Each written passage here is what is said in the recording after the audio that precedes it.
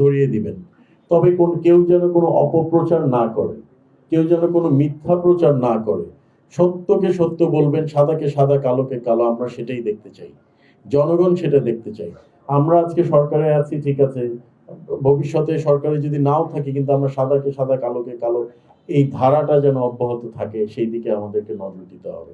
আমরা একটি যুদ্ধের মাধ্যমে বাংলাদেশের গণতন্ত্র পুনরুদ্ধার করতে পেরেছি, এবং এখানে গণমাধ্যমের যেই গণমাধ্যম যেভাবে আমাদেরকে সহযোগিতা করেছে গণতন্ত্র ফিরিয়ে আনার জন্য, এবং গণমাধ্যমের যে অবদান, সেই অবদানটা যদি ভুলার তো নয়।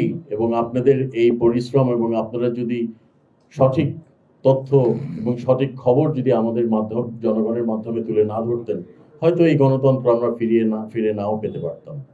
এই জন্য আমার দল, আমার সরকারের পক্ষ থেকে আমি আপনাদেরকে আন্তরিক ধন্যবাদ জানাই, কৃতজ্ঞতা জানাই। আমরা চাই গণমাধ্যম বিকশিত হোক, তবে এটা করতে গেলে অবশ্যই সাংবাদিক ভাইদের, সাংবাদিক বোনদের যে সমস্যাগুলো আছে, সেটা সমাধান করার অবশ্যই প্রয়োজন।